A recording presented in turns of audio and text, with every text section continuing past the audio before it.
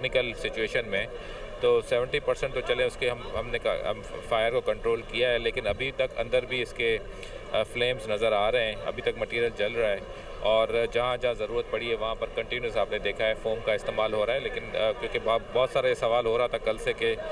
Foam इस्तेमाल क्यों नहीं किया जा रहा, तो ये भी मैंने दूसरे प्रोग्राम्स में बताया, एज़ पर नीड इस्तेमाल होता है, हर जगह उसकी नीड नहीं होती और जहाँ जहाँ रिक्वायरमेंट है उसको प्रॉपर्ली वहाँ पर हम उसको इस्तेमाल कर रहे हैं। अभी इस ऑपरेशन में टाइम लगेगा और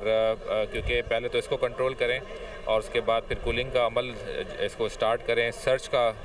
अमल जारी करें, क्योंकि अभी साथ साथ जहाँ पर हम सर्च कर रहे हैं वो बहुत ही लिमिटेड स्पेस है जहाँ पर हमें एक्सेस मिल रही है, स्मोक अभी तक बहुत ज़्यादा है। तो अभी इसमें आप ये समझें कि अगर आज इसको इंशाल्लाह कंट्रोल कर लेंगे आग को, उसके बाद कूलिंग प्रोसेस में भी हमें 3-4 दिन लग जाएंगे और सबसे बड़ा जो चैलेंज हमें रहेगा, जो अभी भी है और आगे भी रहेगा, वो क्योंकि जिस एरिया में हम खड़े हुए हैं और इस एरिया से इस मटेरियल को यहाँ से निकालना, इस मलबे को यहाँ से निकाल कर शिफ्ट करना, इसमें हमें चैलेंज रहेगा ज़रूर है। अच्छा, आबिद साहब ये बताइएगा कितनी फ़ीसद ये इमारत जो है मुनद्दम हो चुकी है, आप इस पे कोई अंदाज़ा? परसेंटेज तो इस तरह से मैंने आपको ना किसी भी चीज़ की भी परसेंटेज देना